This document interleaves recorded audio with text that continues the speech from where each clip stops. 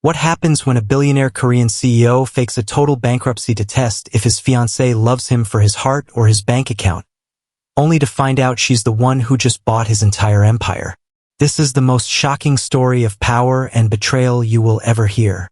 Get ready for a high-stakes romance where the hunter becomes the hunted, and the ultimate test of loyalty backfires in the most spectacular way.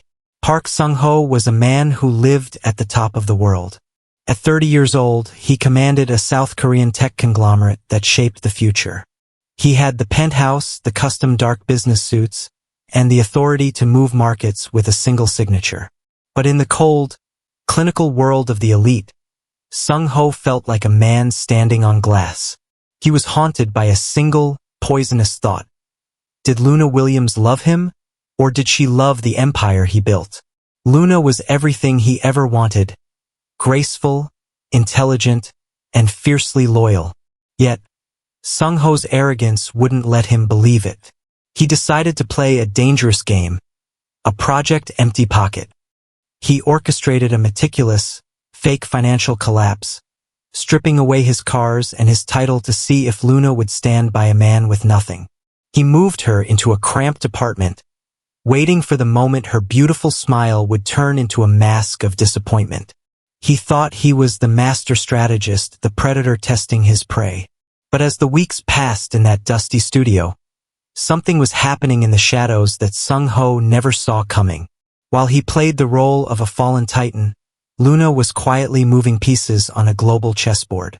The day Seung-ho decided to end the charade and reclaim his throne, he walked into his former headquarters expecting to see a staff in mourning. Instead, he found the locks changed and the atmosphere electric with a new kind of power.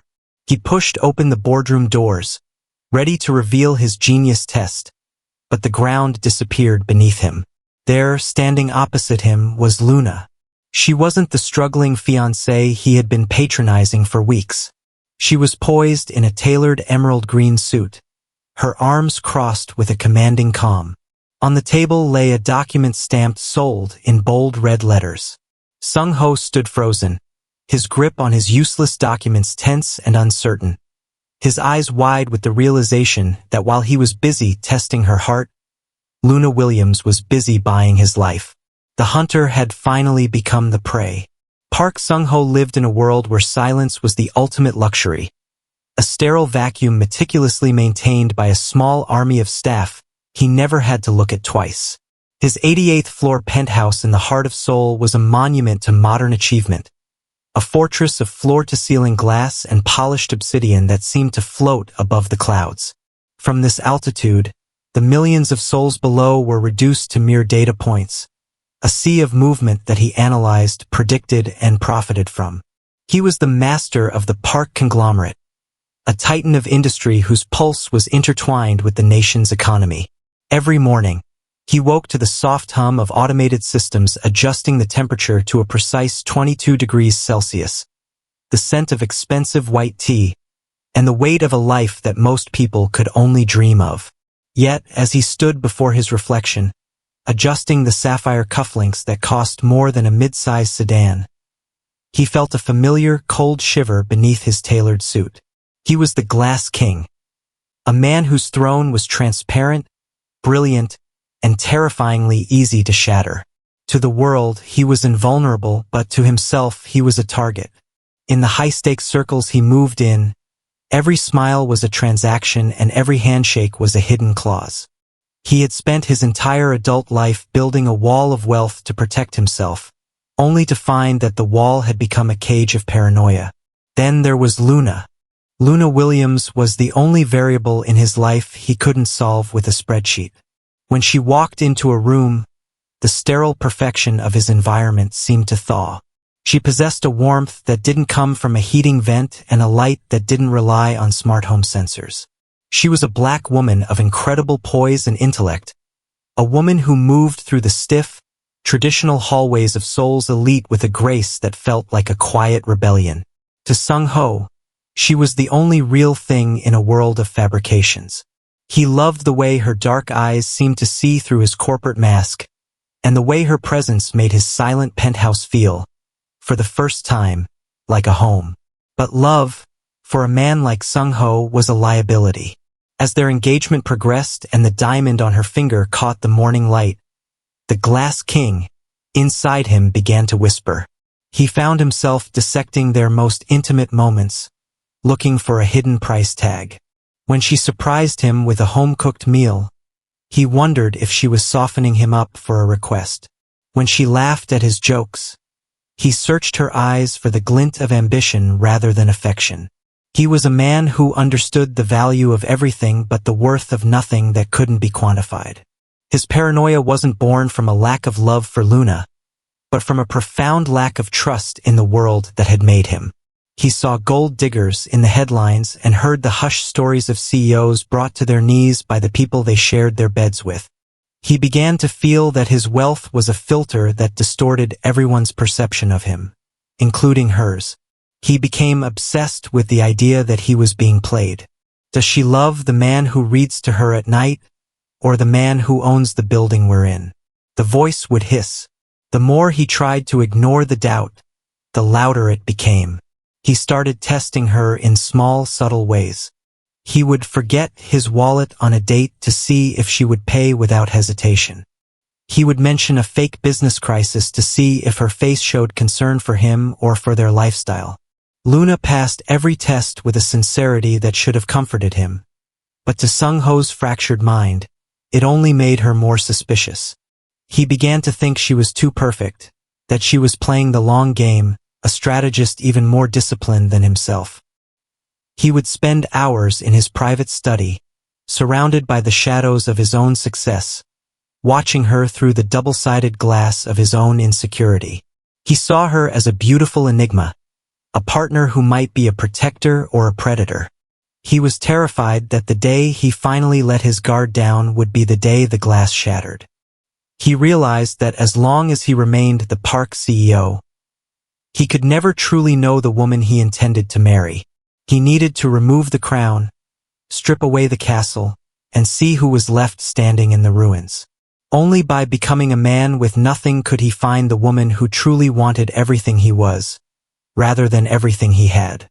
The decision began to crystallize in his mind, as cold and sharp as the glass he had built his life upon.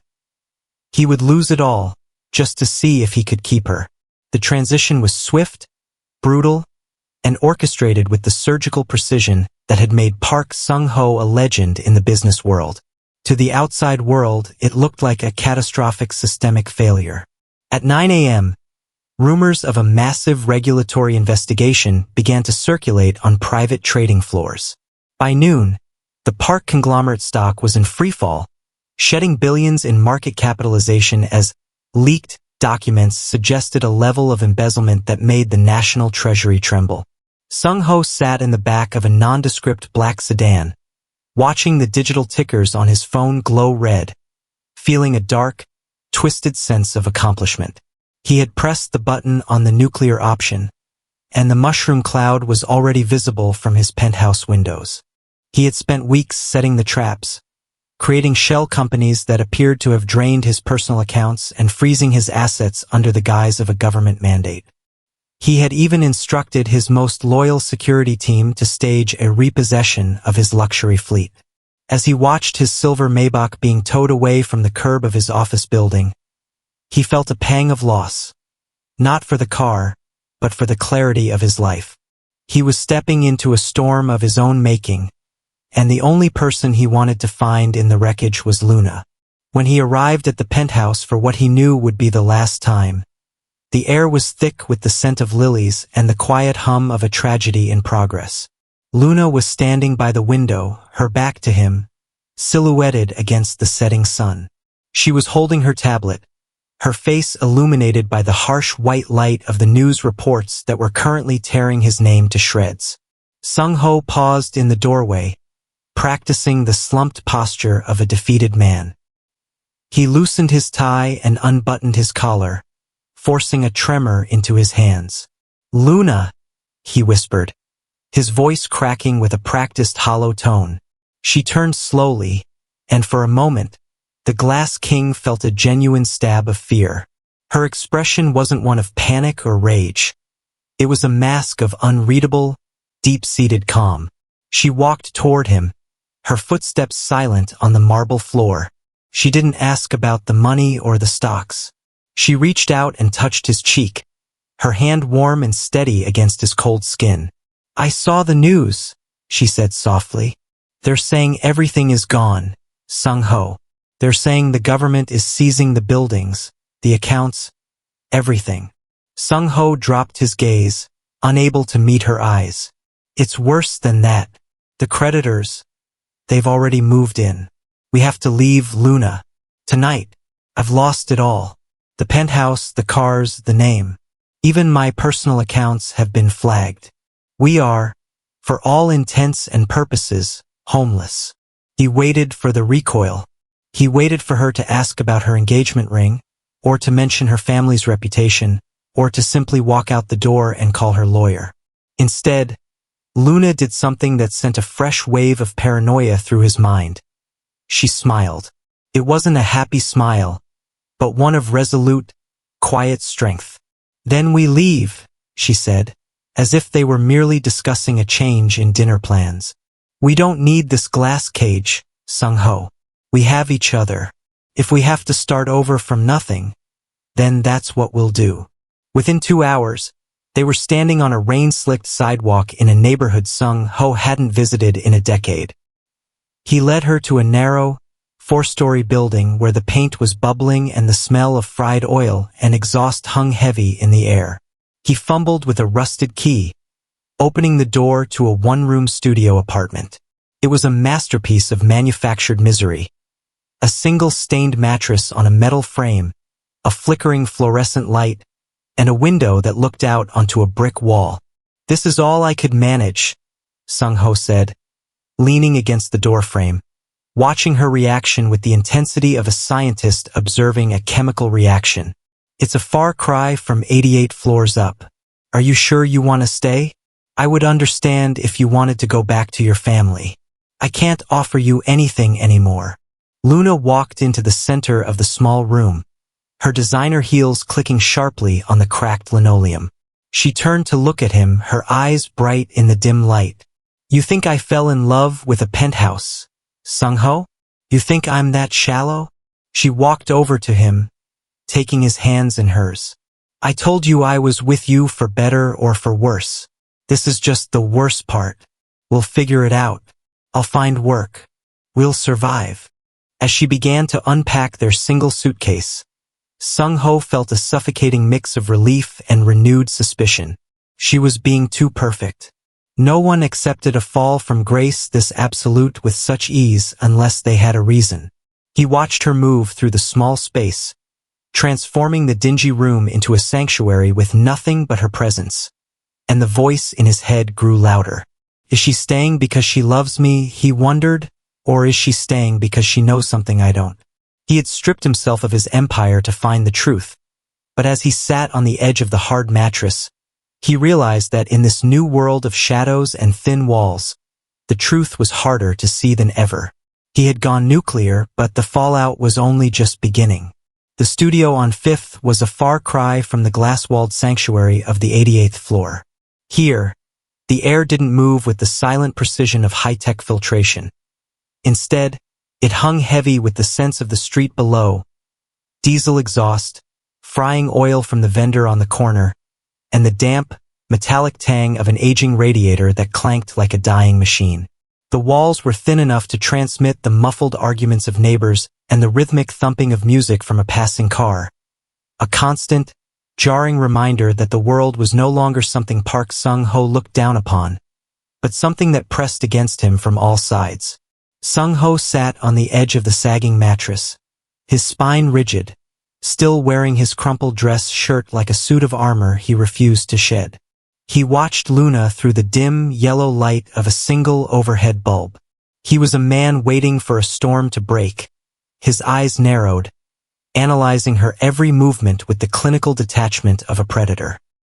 He was looking for the crack in her resolve, the moment the mask of the supportive fiancée would slip to reveal the resentful woman underneath. He expected her to recoil from the stained linoleum or to stare at the chipped sink with the disgust of someone who had been robbed of her birthright. Instead, Luna moved through the tiny space with a quiet, unsettling efficiency. She had discarded her emerald blazer, rolling up her sleeves as she used a damp rag to wipe down the single wooden table that served as their kitchen, dining room, and workspace. She didn't sigh. She didn't complain about the lack of hot water or the way the window rattled in its frame. She simply existed in the poverty he had manufactured, her grace intact, as if the wealth they had left behind had been nothing more than a coat she had grown tired of wearing. "The radiator is finally warm," she said, her voice soft but steady, cutting through the clatter of the pipes. She turned to look at him, a faint, encouraging smile touching her lips. "It's not much, Seung-ho, but it's a start. We have a roof and we're together. Everything else is just details." Seung-ho felt a surge of cold suspicion. Her calm didn't soothe him. It agitated the glass king within. He searched her face for a trace of the true colors he was so certain would emerge. He wanted her to demand answers. He wanted her to ask how he could have been so careless with his fortune. When a person lost everything, they were supposed to grieve, to rage, to look for someone to blame. Her resilience felt calculated, a performance so perfect that it bordered on the uncanny. "Luna," he said, his voice low and raspy, "look at this place. Look at me. I'm a failure. I've brought you to a slum. Doesn't that make you angry? Don't you want to walk away from this wreck?" She walked over to him, her presence filling the small room, and knelt on the floor so she could look up into his eyes. She took his hands that had never known manual labor, hands that had only ever signed billion-dollar deals, and squeezed them firmly. "I didn't choose a CEO, Seung-ho," she said firmly. "I chose a man. If that man is in a penthouse or a studio on Fifth, it doesn't change what's inside him. We are going to get through this. I've already started looking at freelance consulting gigs, and there's a small firm a few blocks away that needs an office manager. We'll make enough to cover rent while you figure out your next move. You're Park Seung-ho. You've built an empire once. You can do it again." She stood up and went back to organizing the few belongings they had managed to bring. Seung-ho watched her, his mind racing. He was the one who had set the trap, yet he felt like the one caught in it. If she was this devoted, then his paranoia was a sickness, a betrayal of the one person who truly loved him. But if she was acting, if she was staying because she suspected his bankruptcy was a ruse, or because she was waiting for a hidden payout, then she was the most dangerous adversary he had ever faced. He lay back on the hard mattress as the city outside began to grow louder with the arrival of the night. He had stripped away his life to find the truth, but the more Luna proved her loyalty, the more his distrust grew. He was waiting for the moment the struggle became too real for her, the moment the hunger or the cold or the shame finally broke through her emerald green composure. He would stay in this room, in this manufactured misery, for as long as it took to see the real Luna Williams. He would be the observer, the silent judge, waiting for the one false note that would confirm his fears and shatter the last of his world. But as he watched her silhouette against the cracked window, he realized with a jolt of terror that he no longer knew which would be worse: finding out she was a liar, or realizing that he was the only one in the room who didn't know how to love. The mornings at the studio on Fifth began long before the sun had the strength to pierce the smog of the city. The alarm on Luna's phone was a soft, persistent chime that felt like an intrusion in the heavy, cramped silence of the room. Seung-ho would remain still, his eyes closed, his breathing shallow and rhythmic, feigning a deep sleep while every nerve in his body was attuned to her movements. He was a ghost in his own life, a silent observer in a world he had created to trap the truth. He watched through the veil of his eyelashes as Luna rose from the hard mattress. There was no complaint in her limbs, no lingering resentment in the way she moved through the dim light. She washed her face with cold water from the chipped porcelain sink, the splashing sound amplified by the thinness of the walls. She dressed in a faded polyester uniform, a dull mustard yellow dress with a white apron that looked like it had survived a dozen different owners. To anyone else, She looked like a woman defeated by circumstance, heading out to pull a double shift at Ray's Greasy Spoon 3 blocks away. To Seung-ho, she looked like an enigma that refused to be solved. "I'll be back by 6, she whispered, leaning over to press a soft kiss to his forehead. "There's some bread and jam on the table. Try to eat something, Seung-ho. Don't let the walls close in on you today." When the door clicked shut and her footsteps faded down the echoing stairwell, Seung-ho sat up, the cold air of the room biting at his skin. He spent his days in a state of agitated paralysis. He would occasionally walk to the diner, standing across the street in the shadow of a bus stop, watching her through the steam-streaked windows. He saw her carrying heavy trays, dodging the erratic movements of hurried short-order cooks, and smiling patiently at demanding customers who didn't deserve her time. It was a performance of humility so absolute it made his chest ache with a mixture of profound guilt and sharpening paranoia. No one does this, he would think, his knuckles whitening as he gripped his coat. No woman of her caliber accepts this life without an ulterior motive. But as the sun dipped below the horizon and the neon signs of the neighborhood began to flicker to life, the quiet strength Luna displayed during the day underwent a silent, terrifying transformation. It began around midnight, when the radiator's clanking had settled into a low, rhythmic hum and the street noise had subsided to a dull roar. Seung-ho would lie on the edge of the mattress, his back turned to her, listening. He would hear the soft rustle of fabric as she sat at the small wooden table, and then the nearly imperceptible click of an encrypted, high-end tablet being powered on. In the reflection of the cracked window pane, he saw a different Luna. The weary waitress vanished, replaced by a woman whose eyes were sharp, cold, and calculating. The glow of the screen illuminated her face in a harsh, blue light, highlighting the predatory focus of a master strategist. She wasn't scrolling through freelance job boards or looking for coupons. Her fingers moved with a terrifying speed, authorizing wire transfers, reviewing quarterly earnings of companies he recognized, and sending encrypted directives to agents in London, New York, and Hong Kong. He caught glimpses of the Williams Investment Group logo, a name he had heard whispered in the highest echelons of global finance but had never been able to put a face to. She was running a multi-billion-dollar venture fund from a room that smelled of old wallpaper and despair.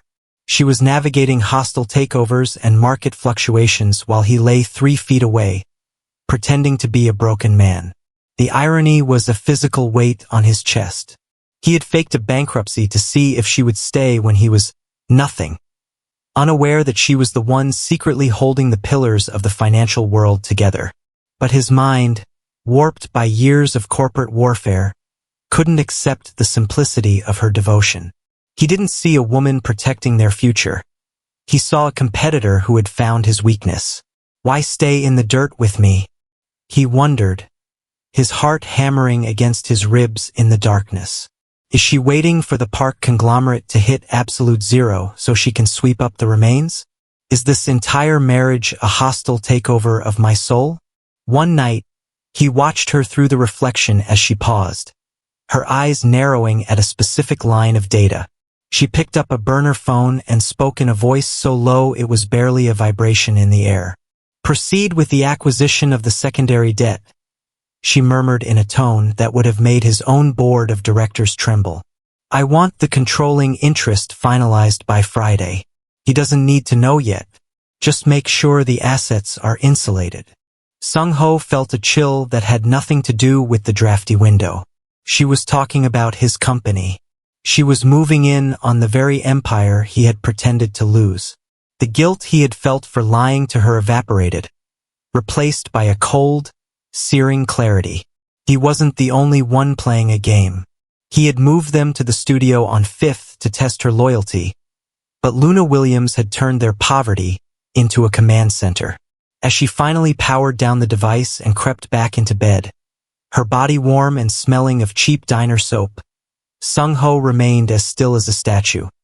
He realized then that he had underestimated her in the most fundamental way. He had thought he was the glass king, But he was living with an emerald queen who didn't just survive the storm. She owned the wind.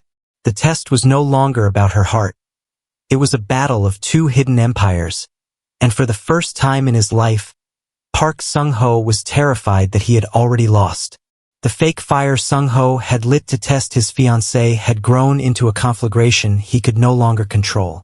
In the world of high finance, sharks don't distinguish between a controlled burn and a real disaster. They only smell the blood in the water. From the flickering, grease-stained screen of a low-end internet cafe 2 blocks from the studio, Seung-ho watched as the vultures began to circle the carcass of the Park Conglomerate. The news ticker across the bottom of the screen was a relentless stream of red. The Choice Syndicate, his most bitter and ruthless rival, had officially announced a strategic interest in his company's distressed assets. It was a polite term for a hostile takeover. They were moving in to strip the company of its patents, liquidate its research divisions, and fire the thousands of employees who had looked to Seung-ho as their leader. Watching his life's work being dismantled through a cracked monitor in a room that smelled of stale cigarettes and cheap instant noodles was a special kind of hell. Every instinct he possessed, every muscle memory of the Glass King, screamed at him to move. His fingers itched to grab a phone and dial his CFO, to authorize the poison pill defense he had drafted years ago, to unleash the legal team that sat like a pack of wolves in his sole headquarters. He knew exactly where the Choice Syndicate was vulnerable. He knew which of their board members could be bought and which of their credit lines were overextended. He could end this coup in 48 hours if he simply stepped back into the light. But to do that was to admit the bankruptcy was a lie. It was to tell Luna that the weeks of struggle, the dingy room, and the mustard yellow waitress uniform had all been a psychological experiment. He stood at the edge of a precipice. Save his empire and lose the woman he was beginning to realize was far more than she seemed, or maintain the charade and watch his father's legacy be ground into the dirt. He returned to the studio on Fifth as the evening fog rolled in, his heart a leaden weight in his chest. The room was dark, save for the flickering street lamp outside. Luna was not back from the diner yet, or so he thought. He sat on the edge of the mattress, his head in his hands, the silence of the room feeling like a physical pressure. He felt small. For the first time, the poverty didn't feel like a costume. It felt like a cage. He was a man with the power to save a kingdom, trapped in a room where he couldn't even guarantee the hot water would work. When the door finally opened, Luna entered with the same quiet grace that was becoming his greatest mystery. She looked exhausted, her hair damp from the drizzle, the smell of fried onions clinging to her apron. She didn't say a word as she set down a small bag of groceries. She walked over to him and placed a hand on his shoulder. "I saw the news on the television at the diner," she said softly. "The Choice Syndicate is moving in. The analysts are saying it's over, Seung-ho. They're saying by the end of the week, the park name will be gone from the skyline." Seung-ho looked up at her, searching for a sign of triumph or a slip in her mask. "And what do you think, Luna? Should I just let them take it? Should I let them burn it all down? Is that what you want?" she asked, her eyes steady. "Is the empire worth more than the truth?" The question felt like a blade. He wanted to scream that he already knew she was running a billion-dollar fund from their bedside.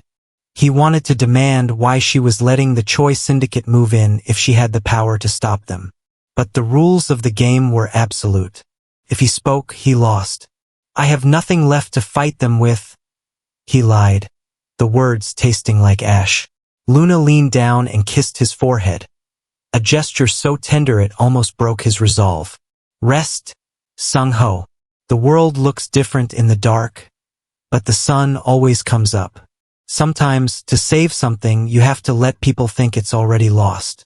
She turned away to start the small stove, and Seung-ho felt a chill. She wasn't just comforting him. She was giving him a directive. As he watched her silhouette in the dim light, he realized the vultures weren't the only ones circling. The Choice Syndicate thought they were attacking a defenseless titan, but they had no idea they were stepping into a war zone between a king who wouldn't move and a queen who had already placed her bets. He lay back on the mattress, listening to the clank of the pipes, realizing that the most dangerous place in Seoul wasn't the boardroom of the Choi Syndicate. It was this tiny, shadowed room on Fifth.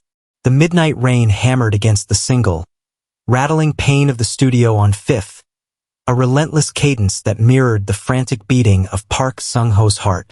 The room was a landscape of shadows, lit only by the rhythmic, ghostly sweep of a neon sign from the bar across the street.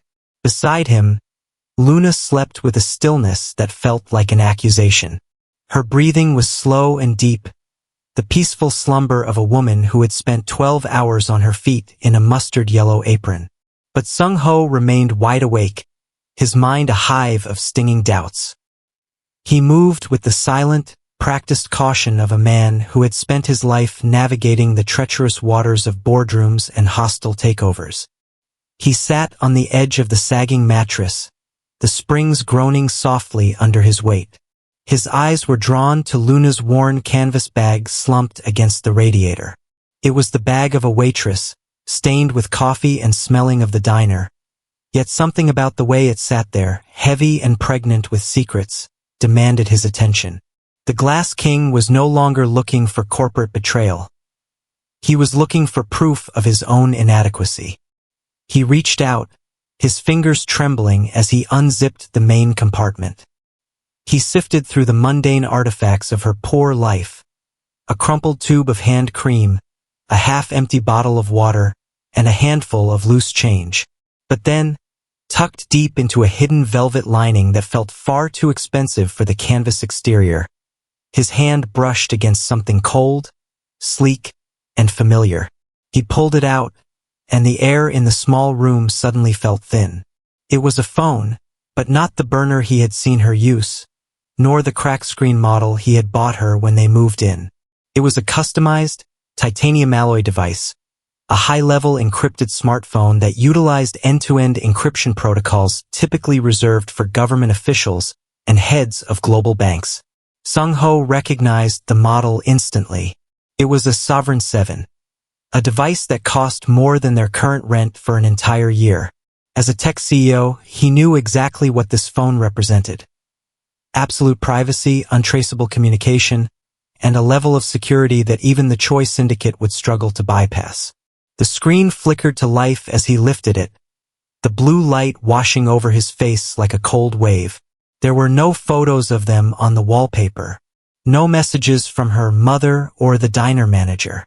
Instead, the screen was a sterile interface of encrypted apps and a notification light that pulsed with a steady, rhythmic violet glow. A single message preview sat on the lock screen, from a contact listed only as A. The transfer is ready. Everything is in place for Friday. Sleep well, my queen. The words seared into Seung-ho's retinas. The Glass King, shattered completely, replaced by a man drowning in a primitive, searing jealousy. In his world, a transfer didn't just mean money. It meant a handover of power. And the phrase, my queen, was a jagged blade to his soul. He didn't think about her venture fund. He didn't think about her secret wealth or her plan to save his company. In the cramped, suffocating darkness of the studio, his mind took the path of least resistance, the path of a man who had stripped himself of his status and now felt he had nothing left to offer. He assumed the worst. He assumed the transfer was her exit strategy, and it was the man waiting for her in a world he could no longer provide. He stared at Luna's sleeping form, his jaw tightening until it ached.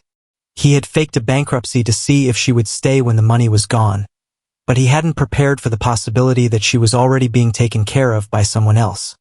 Someone who still lived in the light, someone who didn't have to hide in a slum to find the truth. He realized then that the most dangerous secret wasn't a hidden billion-dollar account or a corporate takeover.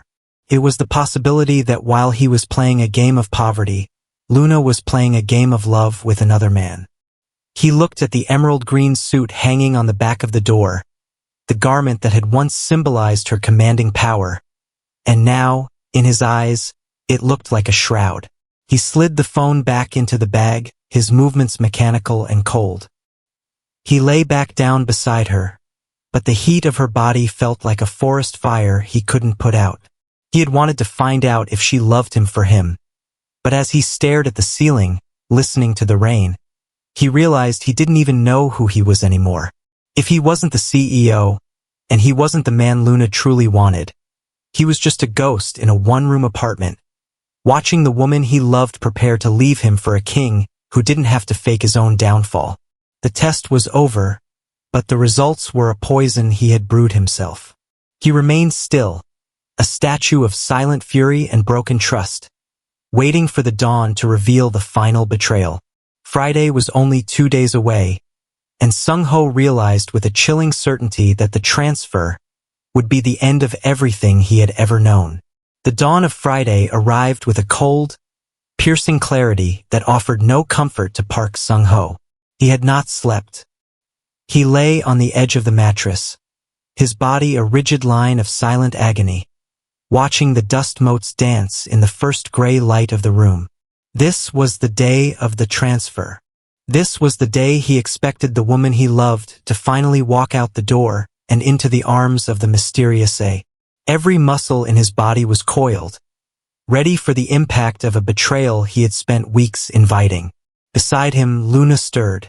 She didn't reach for the mustard-yellow waitress uniform. Instead, she sat up with a slow, deliberate grace that seemed to reclaim the small room. There was no weariness in her shoulders today.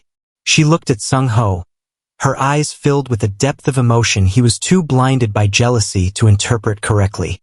She reached out and smoothed a stray hair from his forehead, her touch lingering with a desperate, hidden tenderness. "Stay here today, Seung-ho," she whispered. "No matter what you hear on the news, no matter who calls, just trust that everything I've done has been for us." She didn't wait for an answer.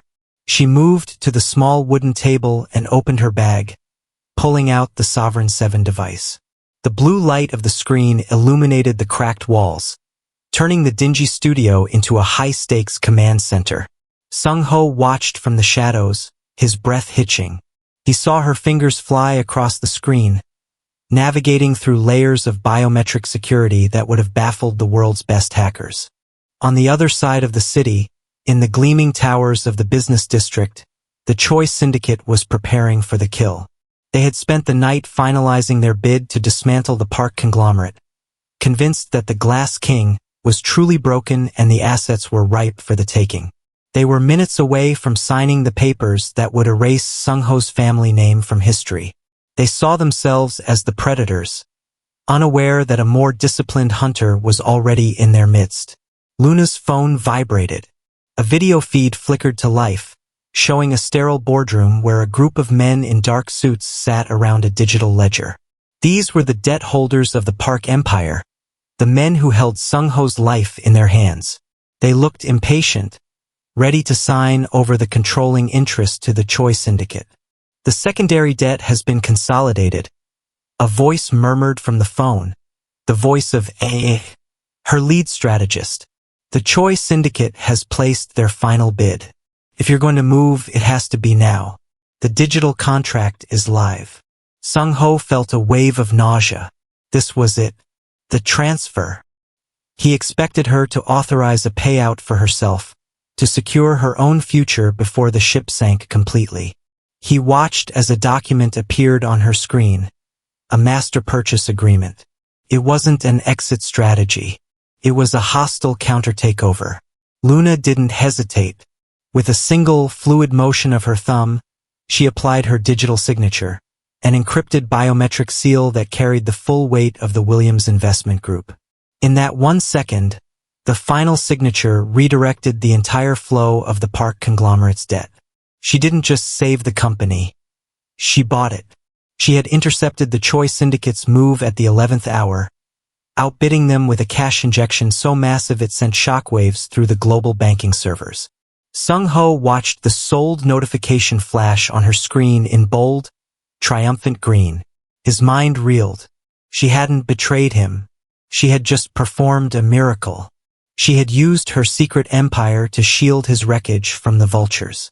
But the paranoia that had taken root in his heart was a stubborn weed. He didn't see a savior. He saw a woman who now owned him completely. He saw a my queen who had just turned his bankruptcy into her greatest acquisition. Luna let out a long, shuddering breath, her shoulders finally dropping. She closed the device and turned to look at him, her face a mask of exhaustion and relief. "It's done," she said, her voice trembling. "It's over, Seung-ho.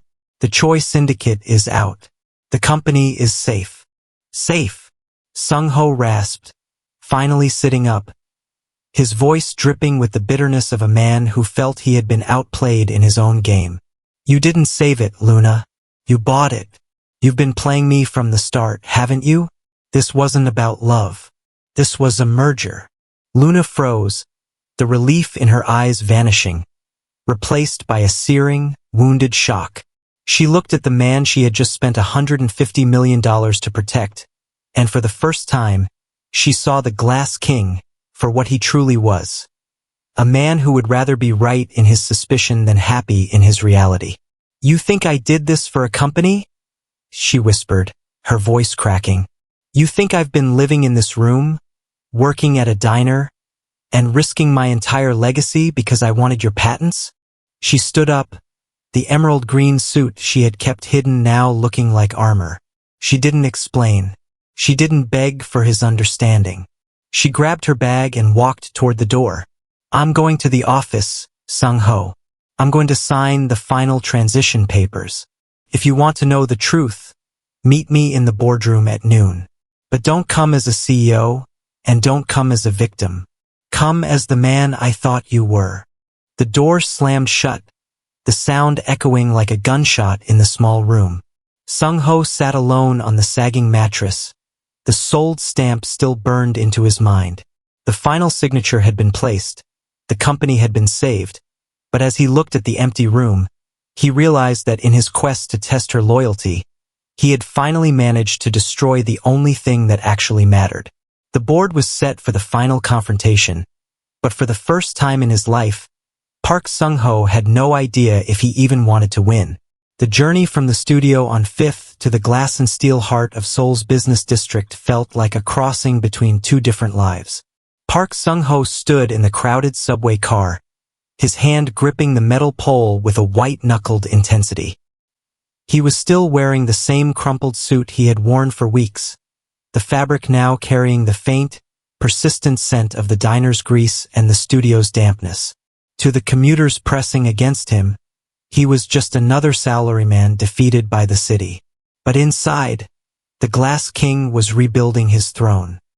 He had spent the entire morning rehearsing his grand reveal, imagining the moment he would walk into the boardroom, declare the bankruptcy a sham, and watch the shock on the faces of his rivals, and most importantly, on Luna's. He stepped out of the station and looked up at the Park Conglomerate headquarters.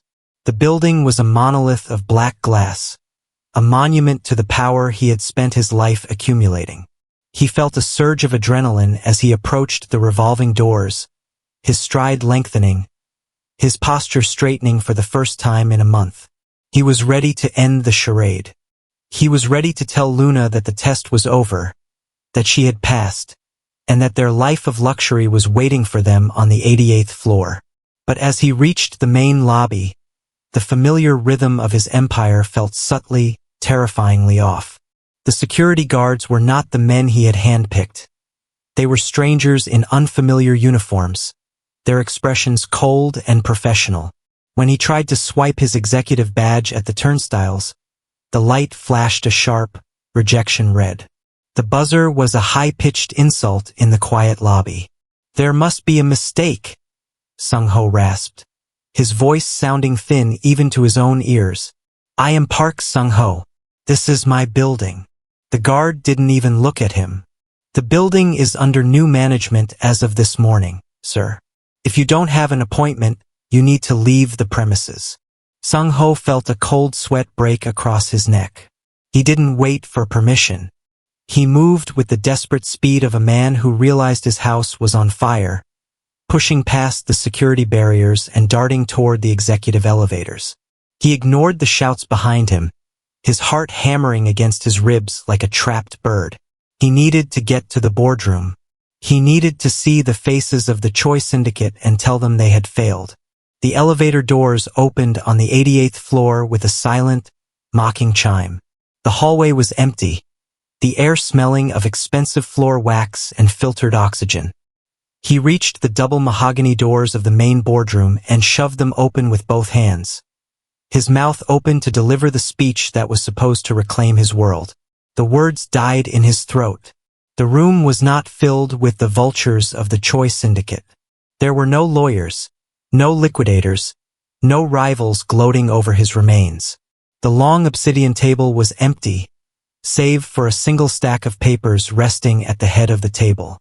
And standing by the floor-to-ceiling window, looking out over the city he thought he had lost, was Luna. She was no longer the weary waitress in the mustard-yellow apron.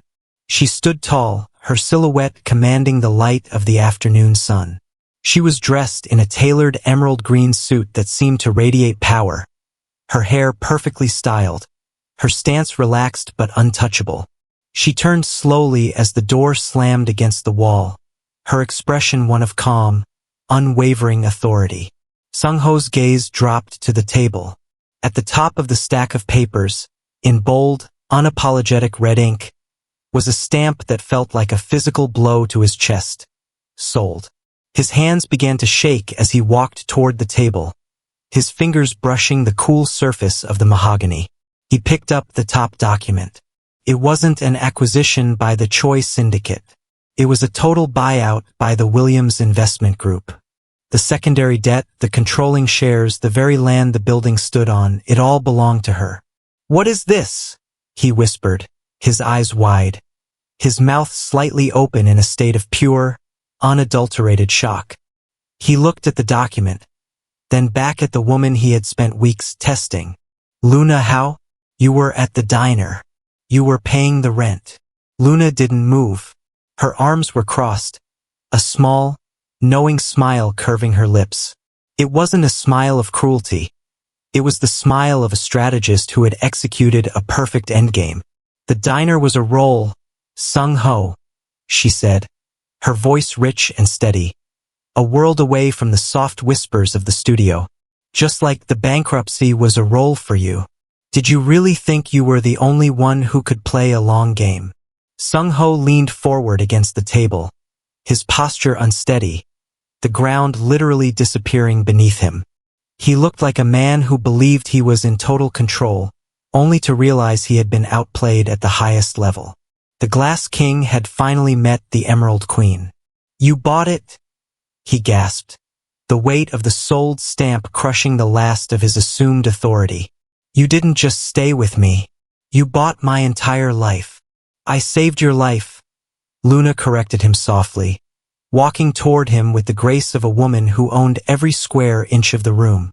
"The Choi Syndicate would have destroyed everything your father built. I couldn't let that happen. Not to the man I loved, and certainly not to the company I now own." She stopped just inches from him, her presence deliverance and verdict all at once. Seung-ho looked down at his crumpled suit, then up at her untouchable composure. The test was over, but as he stared at the woman who was now his boss, he realized with a staggering sense of irony that he had finally found the truth he was looking for. But it was a truth that had cost him his throne. He had faked a downfall to see if she was worthy of him, never once suspecting that she was the only one in the room truly worthy of the crown. The silence in the boardroom was no longer the sterile, clinical quiet of a CEO in control. It was the suffocating stillness of a vacuum, a space where the air had been sucked out, leaving Park Seung-ho gasping for breath. He stood at the foot of the long obsidian table, his fingers digging into the edge of the mahogany as if it were the only thing keeping him from drifting into the abyss. He looked down at his own reflection in the polished surface, a man in a suit that had lost its press, his hair disheveled, his eyes wide with a mixture of terror and awe. Then, he looked up at the woman standing at the head of the table. Luna Williams did not look like a woman who had spent her morning pouring coffee for truckers and dodging the grease of a short-order kitchen. She stood with her shoulders back, her emerald green suit glowing with a vibrancy that made the rest of the room seem grayscale. Her presence was a physical force, a weight of authority that Seung-ho had only ever felt from his own father. She wasn't just in the room. She owned it. She owned the air, the light, and, according to the papers on the table, she owned the very walls that surrounded them. "You're staring, Seung-ho," Luna said, her voice dropping the soft, comforting lilt of the waitress and adopting the sharp, crystalline precision of a woman who was used to her every word being worth $1 million. "It's not a look that suits a man of your ambition." Seung-ho shook his head, his voice coming out as a raspy ghost of its former self. "Luna, the Williams Investment Group. I've been tracking their movements for years. They're a ghost firm out of London and New York. No one knows who runs it. They're the most aggressive venture capital fund in the Western Hemisphere." "They aren't a ghost firm," Luna corrected him, walking slowly along the side of the table, her heels clicking with a rhythmic finality. "They are a legacy. My father didn't just build a tech company, Seung-ho. He built an ecosystem. And when he passed, he didn't leave me a fortune to sit on. He left me a weapon. I am the Emerald Queen. I didn't come to Seoul to find a husband. I came to expand an empire." She stopped just a few feet from him, her expression unreadable. "I saw your Project Empty Pocket before you even moved the first decimal point. You think you're the only one with eyes in the market?"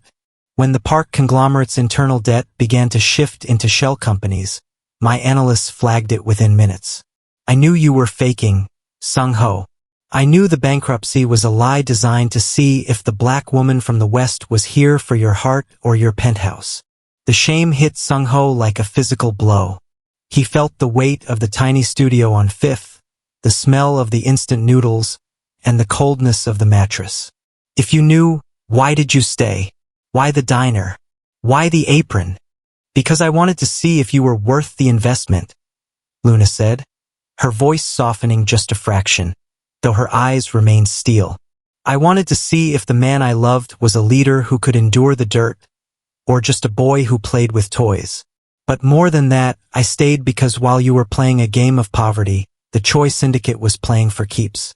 Your fake bankruptcy created a real vulnerability. You invited the sharks to the table, Seung-ho. I had to make sure I was the one who ate them." She reached out and tapped the sold document with a manicured finger. "While you were watching me through the reflection of a cracked window, thinking I was having an affair, I was in contact with my chief of staff, Arthur, the man you heard on the phone. We were buying your secondary debt at 30 cents on the dollar. We were insulating your patents. We were building a firewall around your legacy that the Choi Syndicate couldn't dream of piercing. I didn't buy your company to take it from you. I bought it to keep it from them." Seung-ho looked at her, the realization sinking in.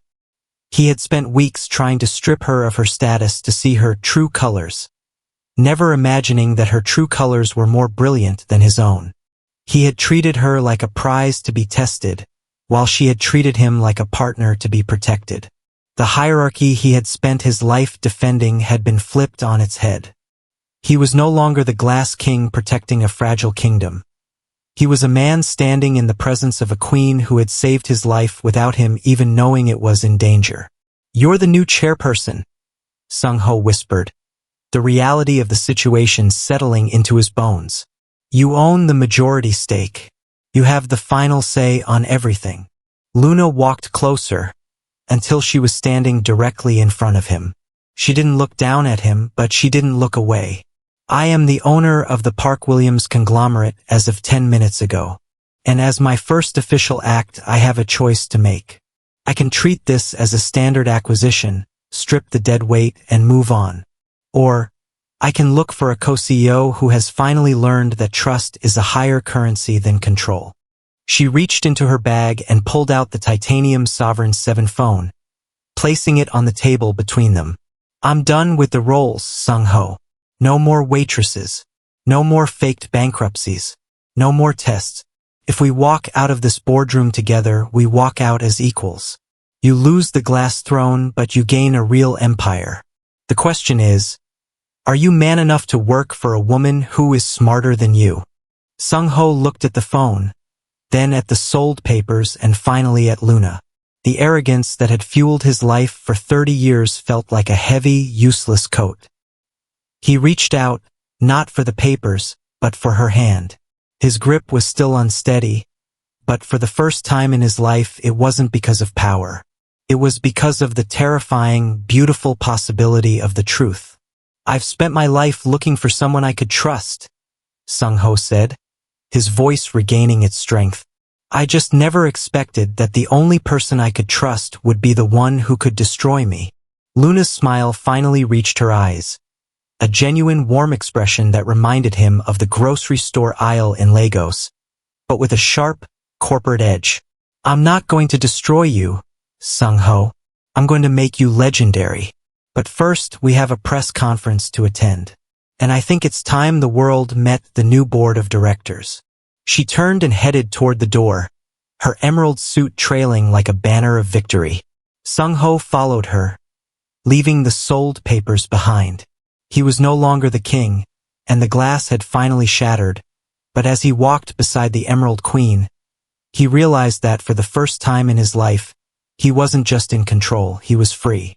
The glare of the flashbulbs in the grand ballroom was blinding, a stark contrast to the dim, flickering street lamps of the studio on Fifth. As Park Seung-ho stood on the podium, he felt the weight of 1,000 cameras, each one a lens trying to capture the story of the decade. Beside him, Luna Williams was a vision of absolute composure, her hand resting lightly but firmly on the lectern. They weren't just the leads of a corporate merger. They were the architects of a new world order. The Park Williams Conglomerate wasn't just a name on a legal filing. It was the fusion of two titans who had finally stopped playing games with each other's hearts. Seung-ho looked out at the sea of reporters, the very people who had spent the last month writing his obituary. He adjusted his microphone, his voice echoing with a resonance that hadn't been there when he was the isolated glass king. For a long time, I believed that power was something to be guarded, and trust was something to be tested. He began, his gaze briefly flicking to Luna, whose eyes held a warmth that no stock price could ever match. I was wrong. True power is found in the transparency of a shared vision. Today, we aren't just merging two companies. We are merging two legacies. The merger was a masterpiece of financial engineering, a partnership of equals that defied traditional corporate structures. Instead of a hostile takeover or a simple acquisition, they had created a decentralized leadership model where the tech-driven innovation of Seoul met the aggressive, global capital of the Williams Investment Group. It was a synergy that left their competitors, including the now-shattered Choi Syndicate, in a state of permanent retreat.